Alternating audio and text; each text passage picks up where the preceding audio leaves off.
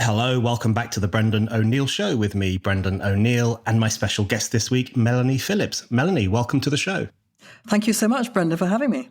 I think listeners will know why I want you on this week in particular. You write about lots and lots of issues, firstly as a Times columnist, of course, but also on your Substack, melaniephillips.substack.com, which everybody should read. But one issue that you've been writing about passionately for a long time is Israel and the hatred for Israel, if let's be upfront about it.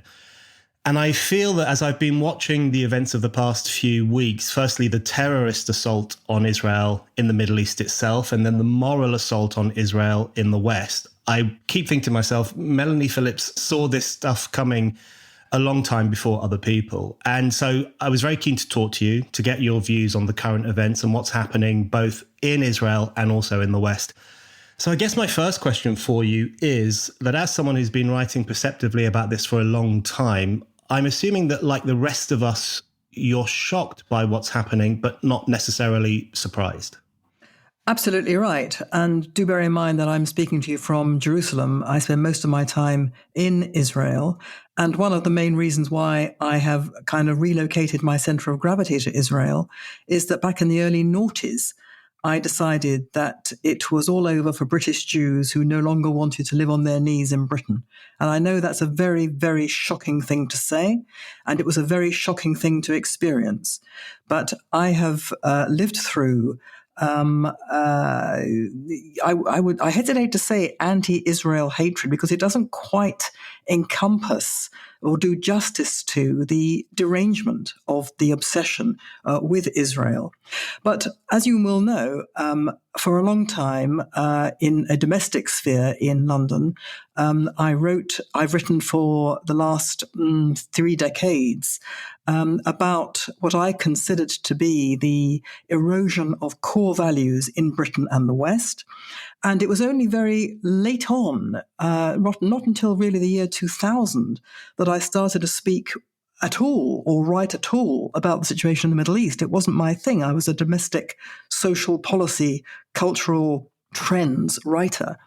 And it was only very late on that I actually put these things together and came to the conclusion they were all part of the same thing, that the hatred of Israel, which was not just a disagreement with successive Israeli governments, not just a disagreement over policy, it was an obsessive demonization of Israel based entirely upon lies from start to finish.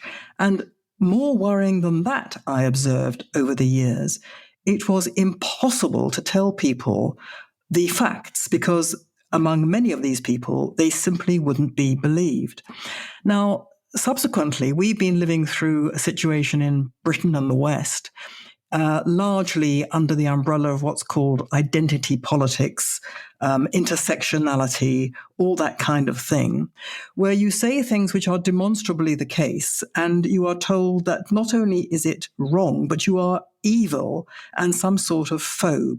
So in parallel, we've been living through in a culture which has really come to repudiate reason itself and stand language on its head to call injustice justice, to call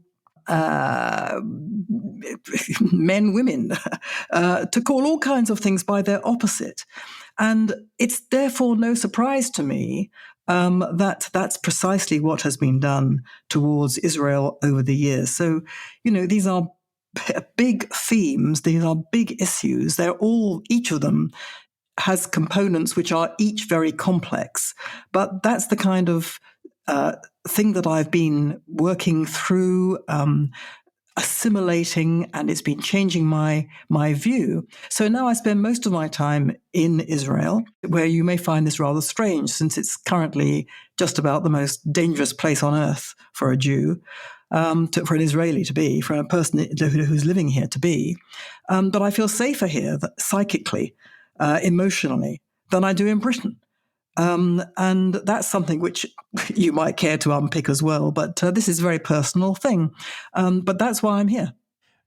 That's extraordinary. It's also not necessarily surprising, but to hear you say that you feel safer psychically, at least in Israel, than you would on the streets of London here in the UK, that is fascinating, grimly fascinating. And I definitely want to pick that apart with you in a moment. But I think one of the things I have found most valuable about your writing is the thing that you've just outlined there, which has been your tying together of the crisis in the West, the crisis of reason, the crisis of morality, the crisis of belief. You're tying together of those trends, which people like you and I and others have been writing about for a long time, with this obsessive, deranged hatred for Israel. And just your ability to marry those two things together, I think is very important, and something that I do want to explore with you. I think probably the first thing I want to ask you about is Hamas itself, though, especially you're speaking to us from Israel, from Jerusalem. I want to ask you what impact the attack has had on the consciousness of people in Israel. Now, maybe I'm naive. I've always thought that Hamas was a violently anti-Semitic movement. I thought Westerners like Jeremy Corbyn, who referred to Hamas as their friends or who viewed them as some kind of resistance movement, were deluded beyond belief. This has always been a movement devoted to the extermination of the Jewish people. And yet even I was taken aback by the mass pogrom of 7th of October, the scale of it, the nature of it, the consequences of it. Was I being naive? Did you think it was within Hamas's ability to do something as historically horrific as that? Well, there's a lot to unpick there in that question. First of all, what's been the impact on Israel? I don't think it can be overstated, the impact on Israel. Israel is still in a state of absolute shock and trauma. It cannot believe that the country that we all thought was the one safe place for Jews to be, that is partly why people are here, because they think that this is where Jews finally are armed, that never again will we go into the slaughter as we did in the Holocaust, unarmed and unprotected and undefended. And that's been completely shattered. And people are very angry. They are absolutely baffled as to how the entire Israeli establishment could have not understood what was going on just in front of them, in front of their eyes, with a state-of-the-art electronic border fence and all the rest of it. And that has yet to be explained. But the idea that not only did rockets come over, which, I mean, people in Britain don't have any understanding. Israel has endured thousands and thousands of rockets coming over and living in shelters in the south for years. But the idea that these people could break through and storm into Israel in the way they did and slaughter so many so fast and take hostages has been a tremendous shock to the system. And the barbaric nature of the murders that took place, the rapes, the beheadings, the torture of children and babies in front of their parents before they were slaughtered, all of them, the burning of people alive.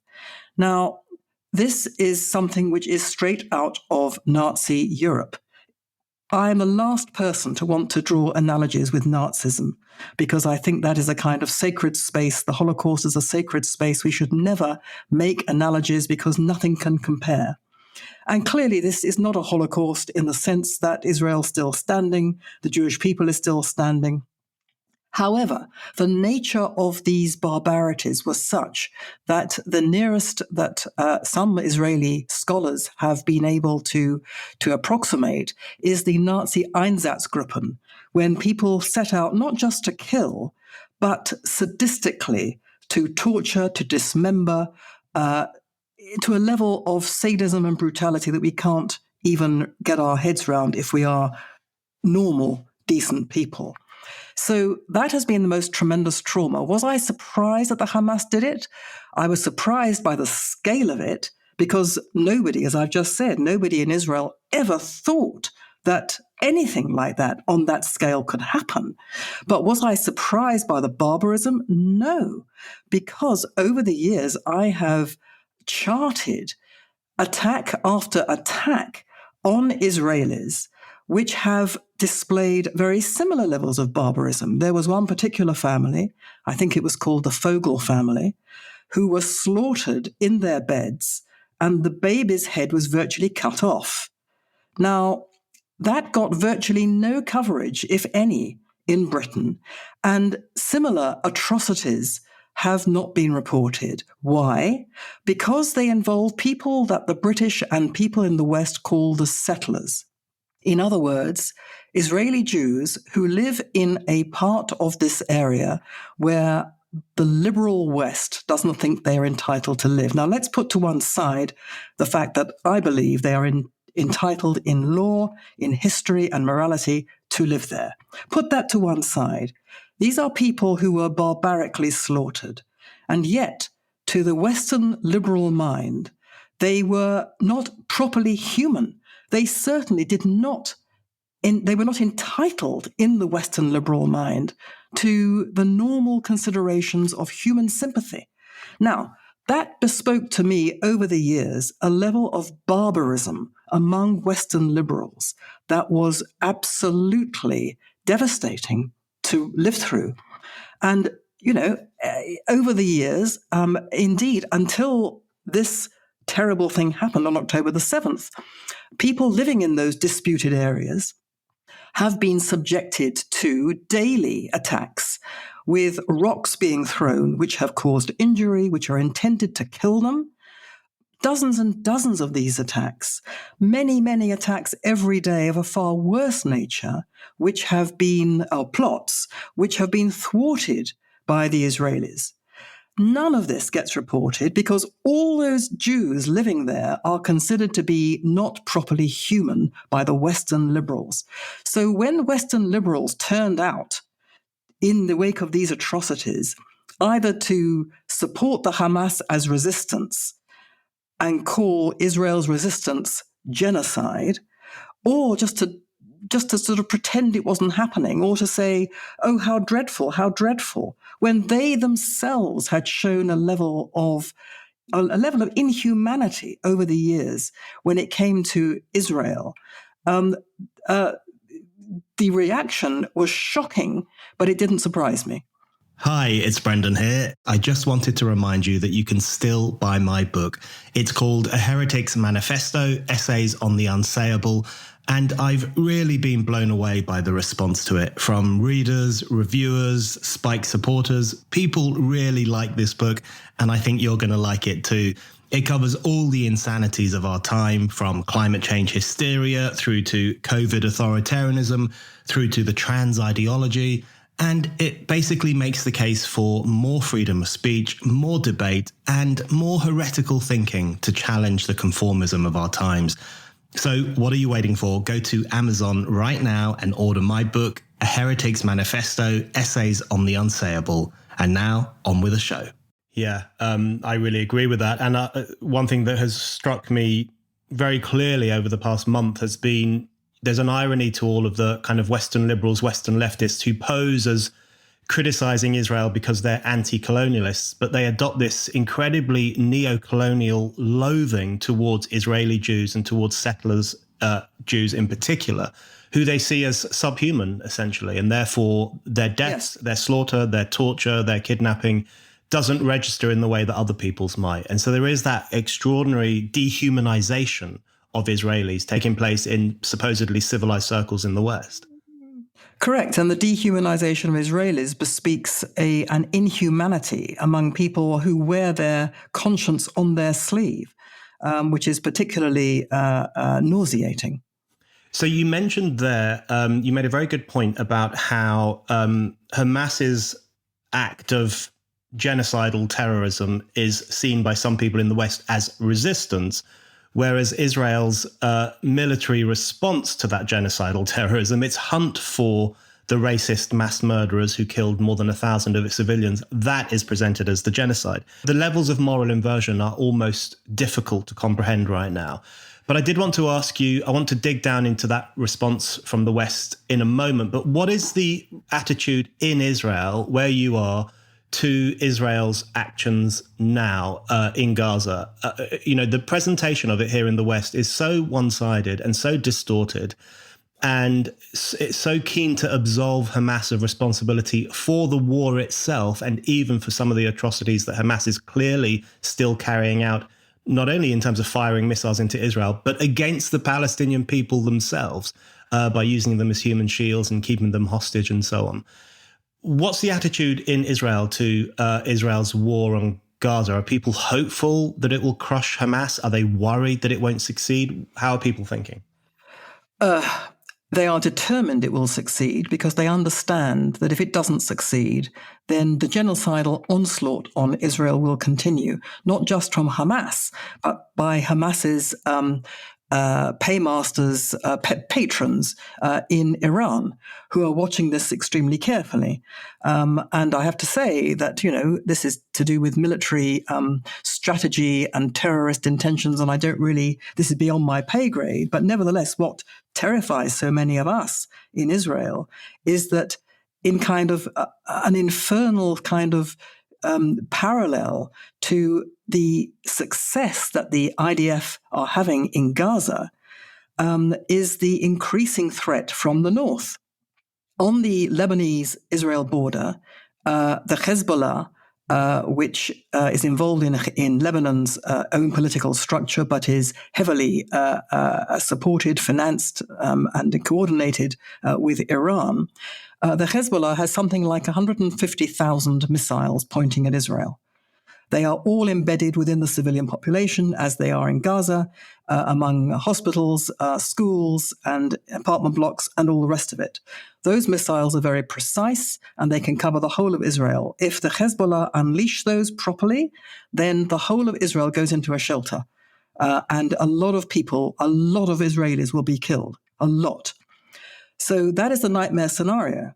Now, the Hezbollah have been firing missiles at the north of Israel on the border, causing the northern border communities to have to move completely, to be evacuated. And the Hezbollah are playing a game. Iran and the Hezbollah are playing a game. They want to test whether America will actually come to Israel's support and aid if push comes to shove, and they don't believe that America will. And so they are increasing their attacks every day, and Israel is firing back in response, but is not going any further than that. Now, a lot of Israelis are very concerned that America won't come to Israel's aid if Hezbollah unleash. As far as Gaza is concerned, the Israelis are again concerned that the international community, i.e. America and Britain, are going to blackmail Israel by the withdrawal of essential resupplies of military hardware necessary to fight off this genocide. The Israelis are terrified, are worried that America will stop Israel from doing this because America does not wish to provoke Iran. Now, why America doesn't want to provoke Iran? America's eagerness over the last few years to fall over backwards to appease Iran.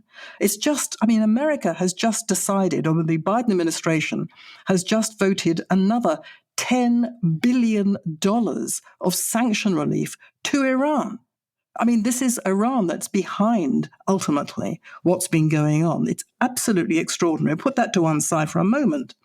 So that is the fear, that Israel will not be allowed to finish the job, and as a result will continue to be exposed to genocidal onslaughts.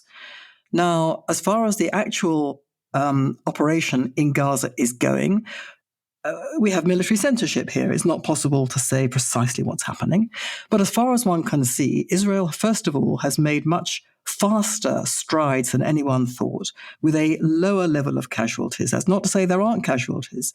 There are funerals taking place all the time of young soldiers who are falling because of this war that nobody in Israel ever wanted.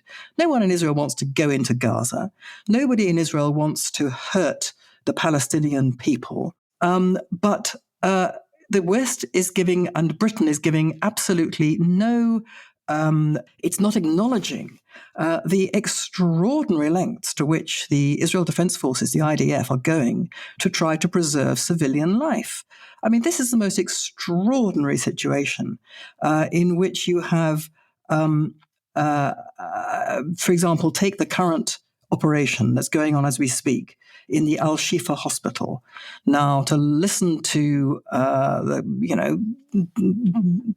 finest minds in Western journalism, you would think that Al-Shifa hospital is under sustained onslaught by Israeli forces who are hell-bent on destroying the hospital, regardless of, or possibly intending to, take the lives of all those helpless patients and doctors inside. The very opposite is the case. Israel has gone to enormous lengths, first of all, to tell everybody in Shifa to get out, to evacuate. They've refused. The authorities have refused. They have Israel basically surrounding Al-Shifa hospital, but has for several days, if not longer, opened up, according to Israel, the one side of the hospital so people can escape, and people have been escaping. Israel has not been firing on the hospital, but it's been firing around it, because around the hospital are missiles which are being fired in order to murder Israeli civilians. As far as I can see, there was an explosion in or around the hospital, and that was caused, according to the Israelis, by the Hamas. We don't know. But put that to one side. What we now see is that Israel has, and this has been independently verified by the Americans, the hospitals have been used for years, and Al-Shifa in particular, have been used by the Hamas as military stores and as nerve centers for their terrorist operations, probably underground. The staff have given evidence in the past that they have been they have been too terrified to do anything or say anything that Hamas doesn't want them to say or do, and that is undoubtedly the case now. Israel has gone into Al-Shifa, equipped and has brought in with them incubators, baby food, medicine, doctors, and Arabic speakers. And it is going through the hospital as we speak, interrogating people where necessary to try to find out where the military stuff is hidden, and to try and find out anything about the hostages who it is suspected, some of them at least, were held underneath the hospital or around the hospital. We don't know how this is going to how this is going to end. The Israelis have said today that they have already found evidence of weapons and of Hamas military activity in the hospital. At the moment, we don't know any more than that. Now, it is astounding that this is not being acknowledged at all. And on the contrary, this tremendous head of steam has arisen in Britain and elsewhere, not least in Parliament, that Al-Shifa is being targeted, that the Israelis are putting civilians at risk, and so on. The laws of war say that while hospitals cannot be targeted in a war, if a hospital is being used as a military, as a theater of war, as a military center, it forfeits all its protections. It has to be treated as a military target. The people who are attacking it as a military target must take all precautions that they possibly can to safeguard the lives of civilians. Now, Israel is behaving, as far as I can see, absolutely in accordance with those requirements of international law. And not only that, but the people who are accusing it, this is a kind of modern blood libel, that rather than trying to safeguard these civilians, Israel is purposely putting them at risk, or worse. But in addition to that libelous accusation, Britain and America, those people in Britain and America making this accusation, none of them gave a moment's thought to any civilians that were being hurt or killed in, for example, the operation that the Americans mounted in Mosul, where they flattened it to destroy ISIS, in, for example, the war in Afghanistan, where Britain's forces and Americans and other coalition forces carpet-bombed Afghanistan. Nobody even gave the civilians a moment's thought. Nobody said, what are you doing to take medicines into these hospitals? I mean, it would have been ridiculous. I'm not a military strategist, but I read that in every war, it is considered essential that the enemy population, the civilian enemy population, is considered part of the enemy. If this was 1939 and we had this chorus going on in the same way, about, the need to protect German civilians, we wouldn't be talking here today. The Nazis would have won. I mean, what are people talking about? So, and there are all kinds of examples one can give to show there's an absolute double standard. It's beyond reason. I was reading the Hansard of yesterday's oral questions, whatever it's called, in the House of Commons of Andrew Mitchell, and the debate that took place a week previously on Gaza. The level of venom, ignorance, bigotry, and viciousness among so many members of Parliament, both Labour and Conservative, over Israel is absolutely chilling to me. It's not just, ignorant people on the streets. It's in Parliament. It's in our cultural institutions. It's in, the British Medical Association, for goodness sake. It's everywhere in what's called the elite institutions. And I think there are millions of decent Brits who do get this, even though they're not being given the information they require and they need. They do get this at some visceral level. They understand a great evil has arisen in Britain over this. Yeah, I actually wanted to ask you about the coverage of the Al-Shifa hospital fighting, and you put it very well there. It's like you say you have military censorship there. We have moral censorship here, where certain things are just disappeared from the media. So I have found the coverage of the Al-Shifa hospital battles on the BBC and in much of the broadsheet press. I have found it so incredible, because if you glimpsed at it, or even if you read it in detail, you would get the impression that Israel is just laying siege to a hospital. That's entirely the impression you would get. There's no explanation as to who else is in this fight. Hamas is often airbrushed entirely from the coverage. You don't see them, you don't hear about them. And it's such an act of misremembering, because Amnesty International wrote a report after the Israel-Gaza conflict in 2014. Amnesty actually wrote a pretty good report, funnily enough, about Hamas's persecution and murder of Palestinian people in Gaza, who it would arrest and kill and torture and so on. And it says in that report, on a number of occasions, it says in this report that Hamas used Al-Shifa Hospital, including the outpatients clinic, as an area for torturing and persecuting Palestinian suspects or people they thought were on the wrong side and so on.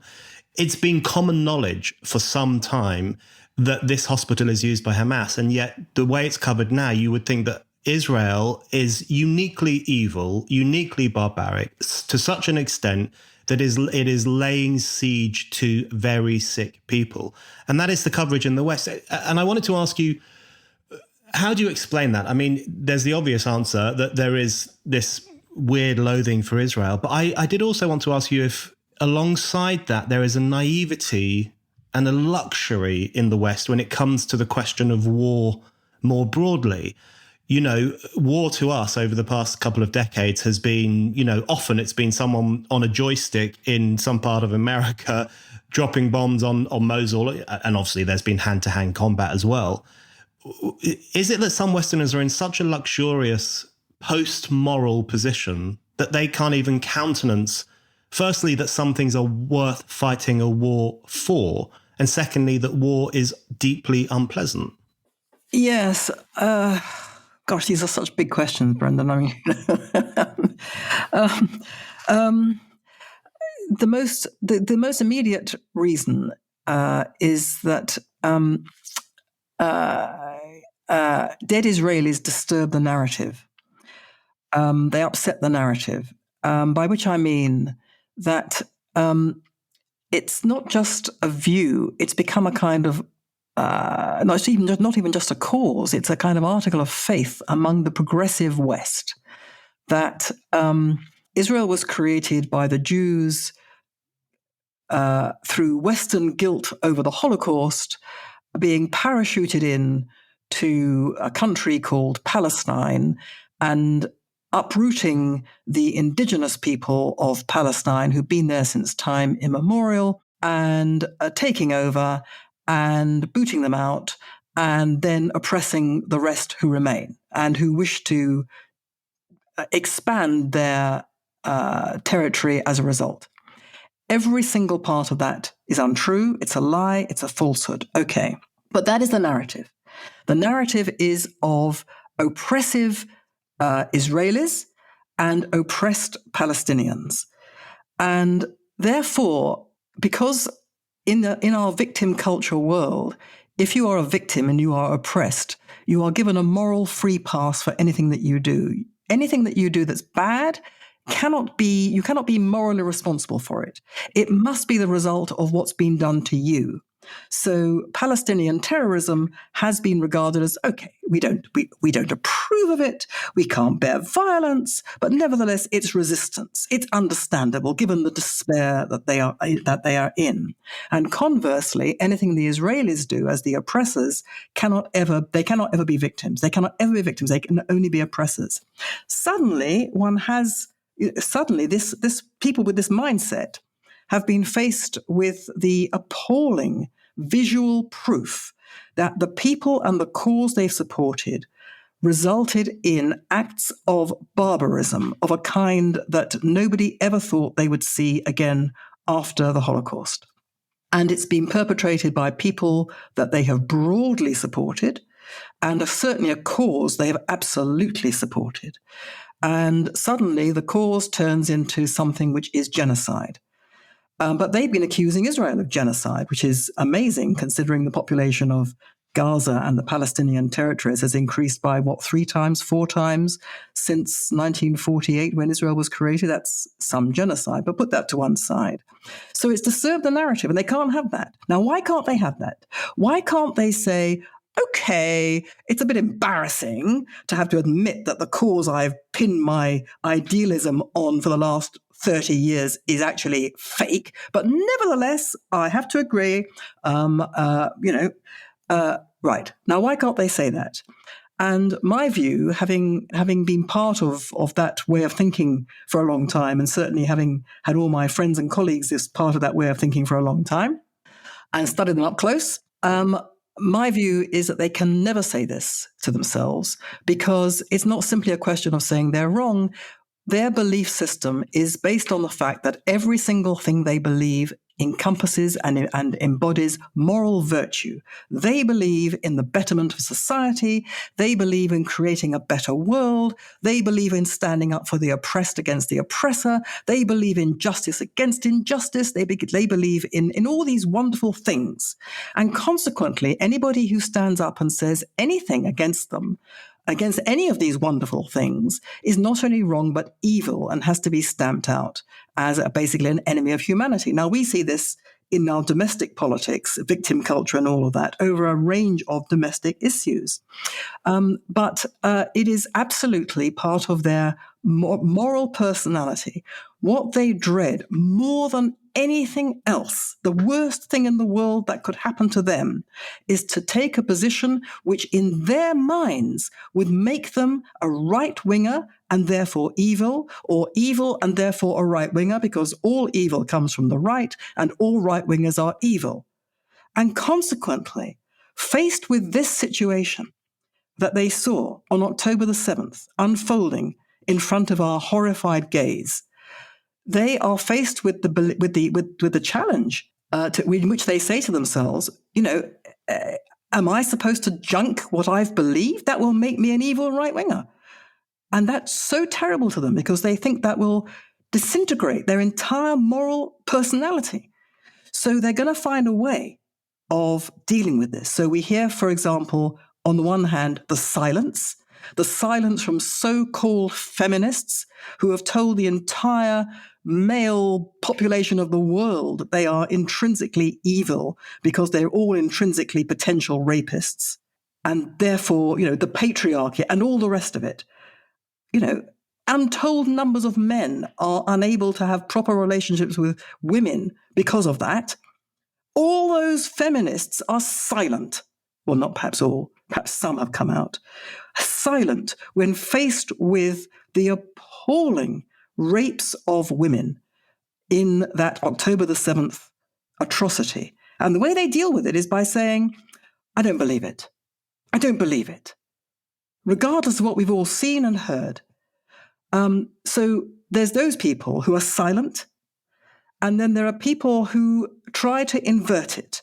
They say, well, I mean, it was terrible, yes, and of course I abhor these brutal things, but nevertheless, but, as soon as you hear the but, you know, the cause.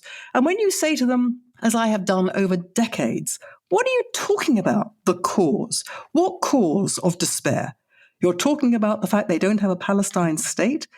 They have been offered a Palestine state over and over again from the 1930s onwards. The last offer consisted of approximately 95% plus of the territory they were demanding, and their reaction has always been to refuse and to start murdering Jews again. And when you say that to them, they say, no, that's not true. That's not true. And they bring up a whole load of chaff, verbal chaff. In other words, it's their reaction is, it's not true. I'm not believing what I'm seeing in front of my eyes even. Because they cannot ever tolerate this idea that their moral personality was based on a monstrous inversion of morality. Now, having said that, there are others on the left, and I hear them, who have been jolted into reality and don't know what to do with it. They are completely bereft. They don't know how to deal with this. So how is this going to resolve itself over time? I have no idea. Are we going to see some sort of, a return to moral sanity on the left? Personally, I don't think so. I think the stakes for them are too high. For too many of them are too high. I think there'll be a certain amount of resiling, but a lot of them are going to stick to where they were. So that's just disturbing the narrative. Your second bit of your question was, is there a kind of terrible post-moral situation in the West in which we don't do war anymore? And absolutely that is the case. Absolutely that is the case. If you do, war studies these days, it's basically all to do with conflict resolution. It's this idea which is the nemesis of the West, that everybody is basically in their image. Everyone in the world is in their image in the West, in the image of people in the West. That is to say, everybody in the world is basically a rational actor, and everyone in the world is basically governed by self-interest, just as we are in the West. We are rational, we're governed by self-interest. Consequently, there is no cause or conflict or war which can't be negotiated away. You appeal to people's rational sense of their own self-interest, and everybody is governed by that. And so you can solve every conflict in the world by a negotiated compromise, a peace process. That is partly why the Americans are so determined to push a two-state solution on Israel, despite the fact that Hamas have made it clear they want no Jews in their homeland. Period. They say it. They teach their children this, but it goes nowhere with the Americans and all those Western liberals who believe in a two-state solution. If the problem was the absence of a Palestine state, it would have been solved in the 1930s. So the Americans are still pushing that delusion, and they're also pushing the delusion that Iran can be negotiated with. Iran can be brought in from the cold. And they make absolutely no acknowledgement of the fact that Iran is run by not just a theocracy, not just a tyranny, which is a theocracy, but a theocracy governed by a particular belief to do with extremist Shia Islam, that their duty to God is to Islamize the world, and that it is their highest calling to die in that cause, and they don't really care how many of them do die in that cause. Now, faced with religious fanaticism of that kind, The Western liberal mind simply cannot deal with it. It tries to pretend instead that they're just like us, really. It really is a kind of colonialism. It's a kind of civilizational, intellectual colonialism, that everyone's like us, and has got to be made like us. So the West, in this particular part of the Western liberal mind, you don't do war. Because war is completely unnecessary. What do people been saying? They say it so often. War solves nothing. Really? In 1939, war solves nothing? We had people like that in Britain. It was called appeasement, and it very nearly finished Britain completely as a free society. War is a terrible thing, should be avoided wherever possible. We should try everything possible to avoid it. But ultimately, faced with an unconscionable evil which will not brook any compromise, then there is no alternative. The Western liberal mind cannot deal with that, doesn't accept that. War is always terrible, always has to be avoided, and anyone who does war is a bloodthirsty aggressor. Even a war of self-defense. And here you come to the final bit of this terrible mindset, which is that it doesn't matter whether it's self-defense or offense. How many times have I heard people say on the liberal side of this, it doesn't matter who started it. Excuse me? It doesn't matter who is the aggressor and who is the victim.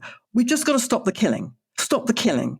Well, actually, it does matter who's the aggressor and who's the victim, because if you just stop the killing, then you doom many more untold thousands to be murdered or to be oppressed or to be tyrannized. So, motive matters. But we live in a consequentialist world in which morality has gone out the window. Morality is all about intention. Intention no longer matters.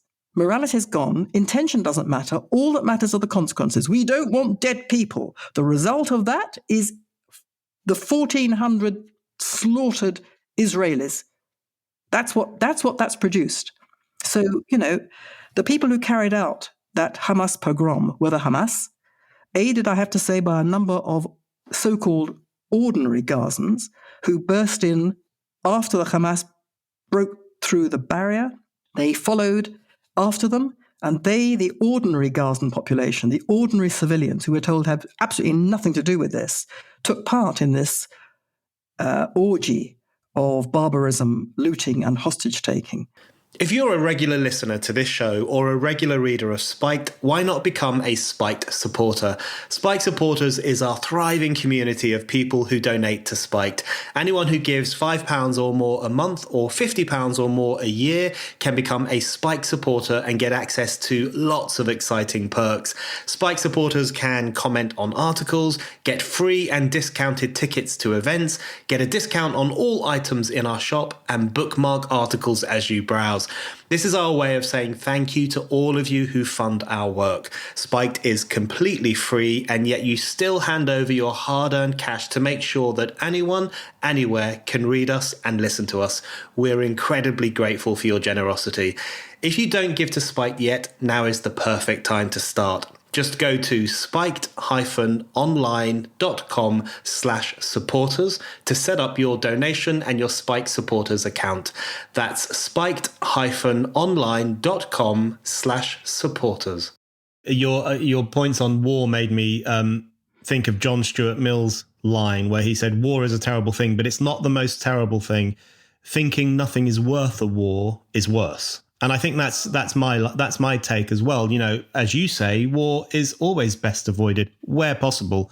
War is hell. It really is hellish. Yeah. But this idea that what strikes me as extraordinary at the moment in the ceasefire discussion is that Hamas has openly said it wants to carry out more 7th of October. Correct. One of its officials in an interview on Lebanese TV said we will do October the 7th, a second time, a third time, a fourth time, a millionth time. They've made it very clear that they want to do it again and that they will do it again. To suggest that Israel should lay down its arms in the face of a genocidal threat like that I wrote a piece for Spike saying basically what people are saying without saying it is that Jews should let themselves be killed. And that's what I think is there's this anger as to why won't you Jewish people just take it on the chin? I mean, that's the undercurrent of some of this discussion, I think. Yes. And part of that is old-fashioned anti-Semitism, the word we're not supposed to even to mention. But part of it is simply a disbelief in the Western liberal mind that people can be really governed by barbarism and savagery. They don't believe it, they can't believe it, they don't want to believe it because it goes against everything they fundamentally believe, that everyone's basically good, that goodness is in the world. And that the only reason there is not goodness expressed all the whole time is because people are oppressing other people. Well, actually, there's good and bad. And unfortunately, this liberal mindset has incentivized, sanitized, encouraged, apologized for the bad. And my goodness me, those people sitting in Tehran calibrating quite how many more Israelis they're going to kill and how are considerably governed by their very close reading of what Western liberals, i.e. the dominant elites in America and Britain, are saying. They are watching and listening to this crescendo of pressure being brought to bear on Israel. They're saying it. They're saying it in terms. We can see Israel can't win this because the West is going to stop it. We can hear all the cries for the Palestinians and so on. They're watching, they're using it. The West are the accomplices and greatest weapon in the armory of the most barbaric people on our planet. Yeah, I think I've been thinking a lot about the interplay between what is presented to us as Palestine solidarity in the West and Hamas's behavior, Hamas's actual behavior. And when I heard that Hamas official being interviewed, and he uses the extraordinary line where he says, we are the victims in this. Everything we do is justified. We can't be held responsible for anything. That comes directly from the kind of privileged movers and shakers at Harvard University who put out a statement even before the 7th of October pogrom was over, saying this is entirely the fault of Israel. And you can see this unholy alliance between the victim culture of the West, as you put it, where they always side with who they think is the victim, and usually they judge that by skin color or ethnicity or some other identitarian judgment. You can see a relationship between that victim culture and then what Hamas says and does. And of course, the other thing Hamas says all the time is that it is happy to sacrifice martyrs. What it means, it's happy for ordinary people in Gaza to die because it knows that in turn fuels this Hamas sympathy or so-called Palestine solidarity in the West. It knows that if it gives dead Palestinians to Western observers, it will fuel the fury with Israel. It will fuel that whole discussion. So there is a real, as you say, it's a complicity between the way in which the West is talking about this and the events on the ground in Gaza around Hamas itself. Yes. I mean, Hamas specialize in using civilians as human shields and hostages. So does the Hezbollah in Lebanon. That's exactly what it's done by sighting its missiles among the civilian population. But you talk about, the Palestine solidarity as a movement. And the Americans say, when this is over, when Hamas is got rid of, then we must go back to giving the Palestinians a state. And who do we want to run Gaza, say the Americans, after the Hamas, assuming the Hamas are removed from the scene? We want the Palestinian Authority led by Mahmoud Abbas to run Gaza. Now, clearly there are Palestinians both in Gaza and in the disputed territories and everywhere in the world. There are Palestinians who are good, decent people who want nothing more than to live in peace, have a good job, raise their families, just like anybody else. Sure. But there is no Palestinian leadership at the moment, and never has been, which is committed to living in peace with Israel. The Palestinian Authority, which we are held up to be the people who should be governing Gaza, they are people who pay terrorists and their families a stipend for murdering Israelis. They are the people who week in, week out teach their children, both through educational materials and through preachers and other materials on their TV.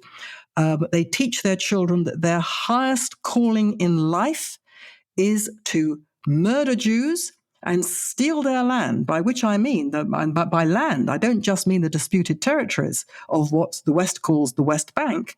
I mean, they teach them to steal Tel Aviv, Jaffa, Haifa, Israeli cities.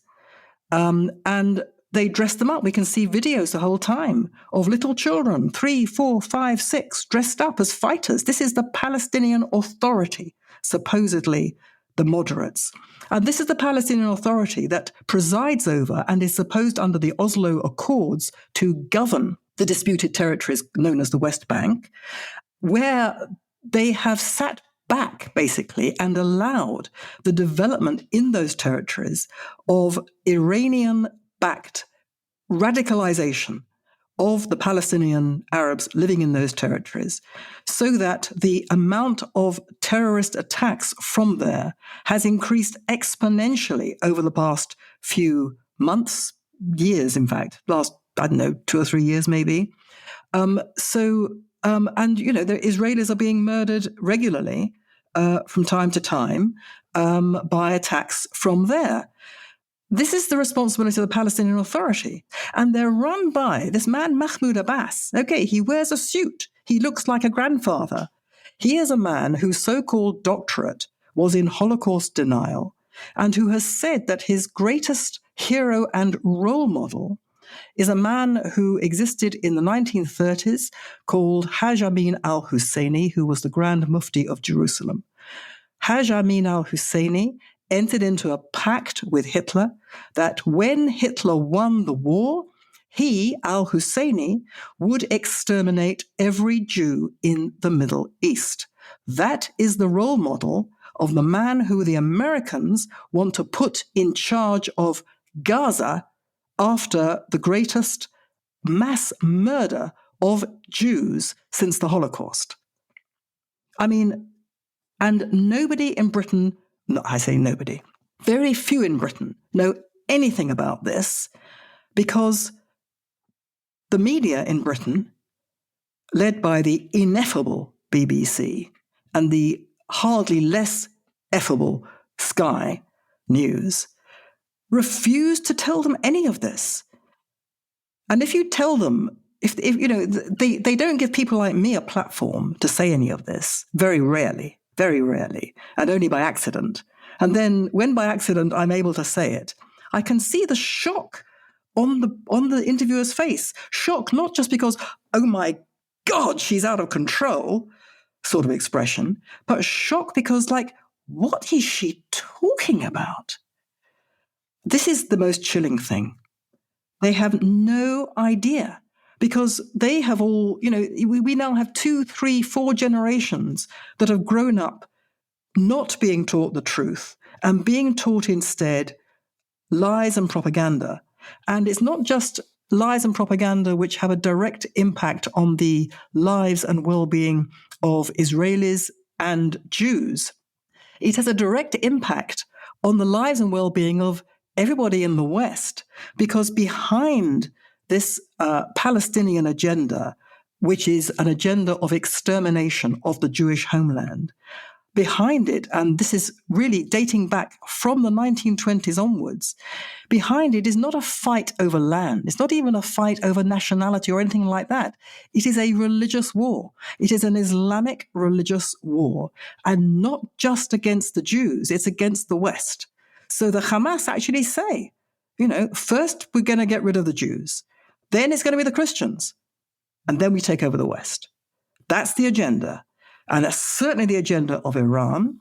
And people in the West, again, have absolutely not a clue. They know there's something called, Islamic terrorism, which is like on the fringes. Nobody has ever joined up the dots for them. No one's allowed to join up the dots for them. No one knows that there are dots to be joined up. This is what's so frightening to me. Yeah. And we're not even allowed to say Islamic terrorism anymore. You now have to say religious claimed terrorism, I think is the new phrase. But I've got a couple more questions for you, Melanie, and I want to ask you about Britain. You mentioned it there. You mentioned the British media, which is failing badly at the moment. It has been for quite some time. And you mentioned earlier that you have virtually left Britain, or you certainly spend a huge amount of time now in Israel because you feel safer there than you did here. You will have seen the events of the past few weeks since the 7th of October attack. There were huge demonstrations every weekend. We've seen open anti-Semitism at those demonstrations. We've seen people dressed like Hamas terrorists. We've seen people chanting about the 7th century massacre of Jews by Muhammad's army. We've seen people waving swastikas. Horrendous, horrible stuff on these marches, which I think Suella Braverman quite accurately called hate marches, or certainly they consisted of a lot of hate. We've seen the posters of kidnapped kids being torn down. On one on the Finchley Road, which has a large Jewish population in London, someone drew Hitler moustaches on an image of 3-year-old twins who've been kidnapped by Hamas. Extraordinary stuff, blatantly racist, really, really horrific. So I have been taken aback by the level of anti-Jewish racism over the past few weeks. And it has made me think, what is the future for Jewish people in Britain? Obviously, I want them to stay. Lots of them want to stay too. And I think the majority of decent people want to have a Jewish community in Britain and would feel that it was a moral failure of historic proportions if we were not able to have that. You've made a slightly different decision. So what is your analysis of where things stand in Britain at the moment in relation to the Jewish people who live here? Well, first of all, I should say I live mainly here in Israel. I still spend a great deal of time in Britain. I am British. I will always be British. Britain made me. I care very deeply about Britain. I love many of its people. I respect what Britain has given to the world and admire it. I think it was unparalleled. So I'm still very taken up with what's going on in Britain, and it grieves me greatly. It's a bit like, kind of you wake up one day and find, your family's been basically abusing you, and you didn't realize that because you're in a kind of false consciousness situation. And then you think, okay, I can't live with them anymore, but they're still your family and you still care about them. And you feel better and safer by not living with them. But nevertheless, you go back and you say, oh, come on. Can't you change? It's like that. So what do I think is the future for Britain's Jews? Well, look, I came to the conclusion in the early noughties, as I've said, not that long after 9/11, when the Intifada was raging in Israel. Israelis were being blown to smithereens in pizza parlors and cafes and buses, and Israel went to basically war against the terrorist infrastructure in what's called the West Bank, and Britain just rose up against Israel. And at that point, and it wasn't just against Israel, it was then all you Jews. And I became the other simply. And at that stage, I'd never been to Israel. I never wanted to go to Israel. Can you believe it? And at that stage, I just stood up as a matter of kind of like this is like unreasonable. And has everybody lost their minds? And this is so unfair. And I was immediately, you Jews. And it was made quite clear to me that I had to choose, that Britain's Jews had to choose between defending Israel and being regarded as British. I heard that to my face, said it to my face. I heard it in debates. It was the undercurrent of much that was written.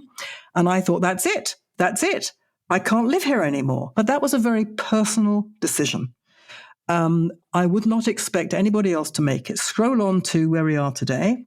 Britain's Jewish community has at various times in the last 30, 40 years told itself it's been living in a fool's paradise, that it thought it was safe after the discovery of Auschwitz and the final solution. But in fact, this is what people were saying when the Intifada was going on and this great eruption of anti-Semitism happened in Britain.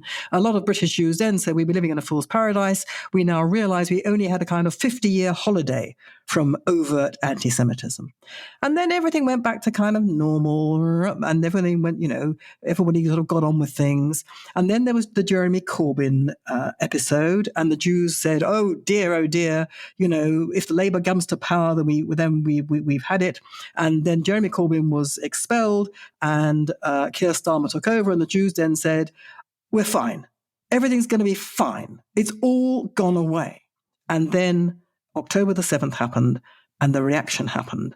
And now British Jews are in a state of absolute shock, and not just a state of shock, in a state of fear. They are being targeted by a rate of attacks, both verbal and physical, which have soared, by an unconscionable amount in the last 5 weeks. So where does that leave them? Look, I wouldn't advise anybody what to do. It's entirely a matter of how you feel. There are still Jews in the Jewish community in Britain who don't see it, they don't feel it, they live in a kind of bubble, they live in a Jewish area, they haven't experienced any abuse on public transport, their children are fine. Okay, there are those people. There are others who do feel it, who are feeling abuse, but who say, well, where can we go? We can't just up sticks and go and live in Israel. We can't up sticks and go and live anywhere because we're rooted here. Our family is here. Our jobs are here. Our houses are here. I understand that. It is a very, very difficult thing to move, to relocate yourself. Very difficult. The level of personal pain has to be exponentially far higher than it is now for many of them to think that they actually have to leave. And I do hope that it's never going to reach that point. I really, really do hope. I don't know how this is going to pan out. There are clearly millions of decent people in Britain and the West who are absolutely horrified, not just by what they saw unfold in Israel on October the 7th, but horrified by the reaction. Horrified and beside themselves over these hundreds of thousands of people who have been allowed to desecrate the public space, especially on Remembrance Day, by screaming for the murder of Jews and the destruction of Israel, and screaming for jihad and intifada, which is a scream for violence against everybody. So there are millions who are horrified, millions who are looking to their government, the government of Great Britain, to do something about this. And that's another story, the political repercussions of all of that. But what I'm saying is, I don't know, none of us can know how culturally this is going to pan out.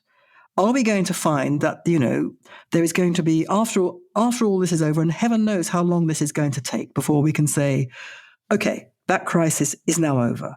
I don't know. This may go on for some time. But anyway, assuming that will come a point where the crisis is over, are we going to look at a West which says, we've been shocked into our senses. We now understand that we have to be, first of all, much clearer about what we are defending and how we have to defend it.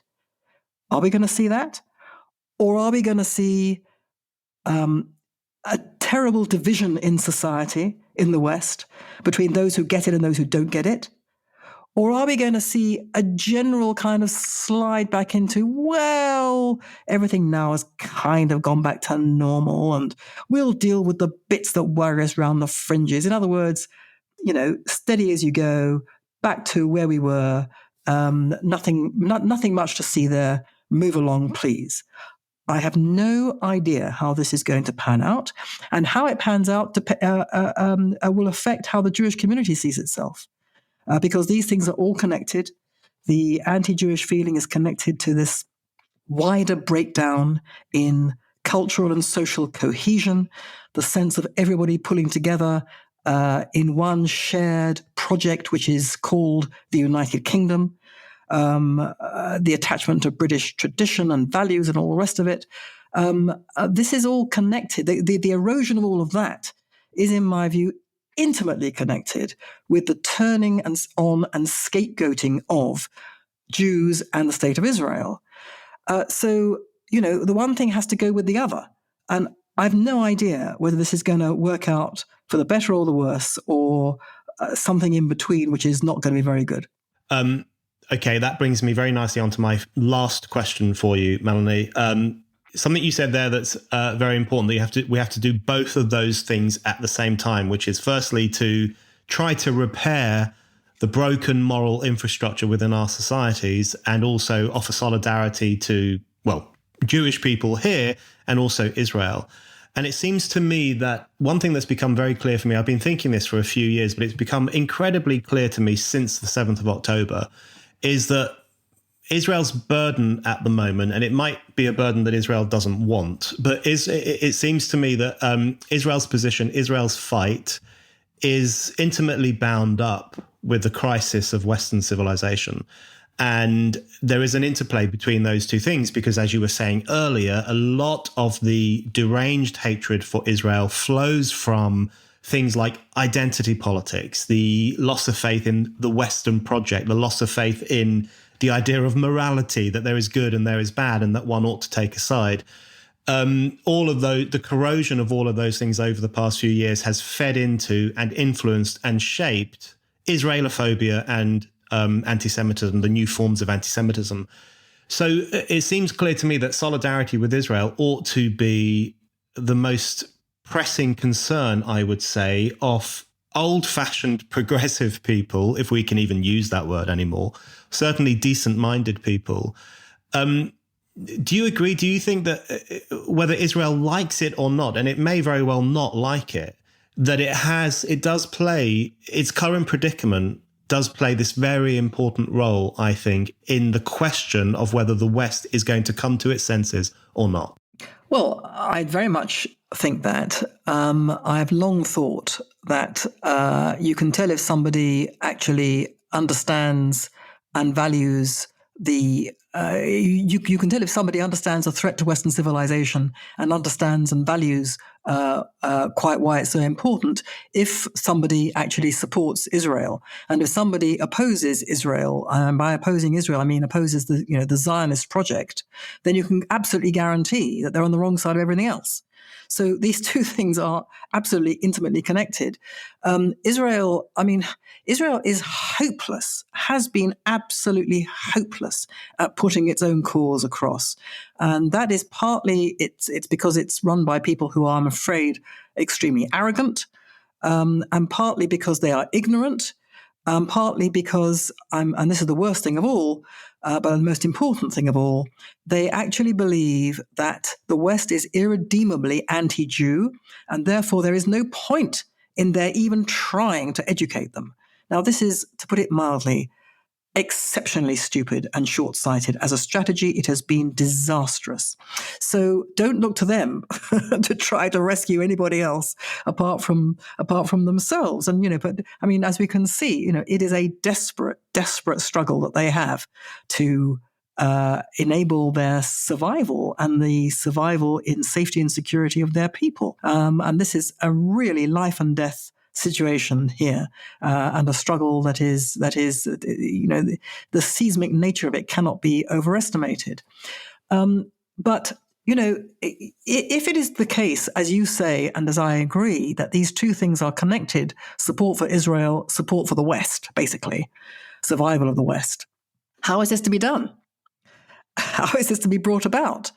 And it is very difficult if, almost by definition, the institutions of the culture are not promoting the information that should be promoted, which would leave anti-Semites with nowhere to go. The problem is that anti-Semites have had everywhere to go, because while most people are not, I'm sure, driven to their support for Israel by anti-Semitism, nevertheless, anti-Semitism is completely bound up with the narrative of hatred of Israel. So it's one of these chicken and egg situations where, you've got to have the platforms to, you've got to use platforms to correct this narrative, but you can't correct the narrative because you can't get the platforms. I don't know what the answer to that is. One of the answers is that the Jewish community in Britain should be much braver than it has been. It itself is also riven by ignorance and the false narrative that it gets from the BBC and the Guardian and the mainstream media, which builds on its own ignorance of Jewish history, of the Middle East. I mean, I know this because I was one of them. I mean, only when I started jumping up and down about Israel and people started saying, well, read this, read that, and I suddenly realized how amazingly ignorant I was of Jewish history, of Judaism, of the Middle East. I knew nothing. And I do the Jewish community a disservice. There are many, obviously, who are very learned, who know a lot, know much more than me, and know a lot about everything. But there is an awful lot who don't, and they are timid. Not surprisingly, they're very timid. So as a community, with some honourable exceptions, as a community, they have not stood up and told Britain the truth. When the Foreign Office say Israel is in illegal occupation, it's actually, as a matter of law, not true. Now, you won't get British Jews saying that.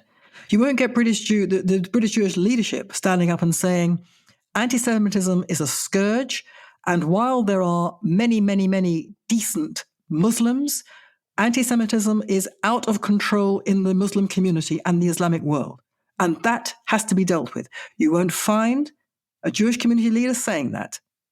So, if the Jews, you can't be plus royal que le roi. If neither Israel nor the Jews will stand up and say these unpalatable truths, then how does anyone expect anybody else to say them or even believe them?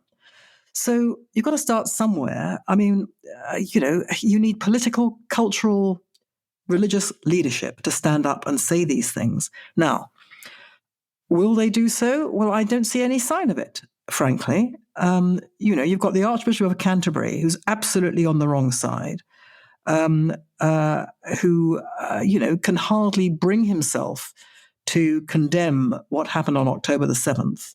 And then, as soon as he expresses anything like that, it's but. And all the emphasis is on the suffering of the Palestinians. So you've got a moral inversion at the very top and heart of the Anglican Church.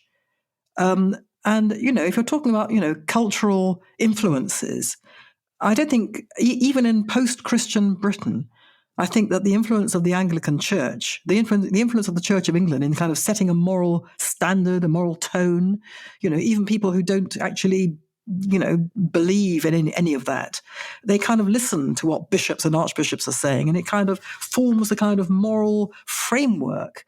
And if that moral framework is amoral, immoral, and disgusting, and is morally inverted and morally degenerate, then my goodness me, you've got a problem.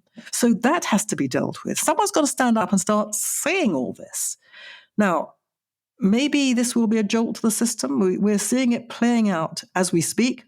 It's got much more time to run, I'm sure, unfortunately. We don't know how it's going to end, but that's what you need. You need political, cultural, religious leadership to put these, to join up the dots in the way that you and I are both suggesting. Melanie, thank you very much. Not at all. I don't know about you, but I feel quite exhausted. Excellent discussion. Thank you.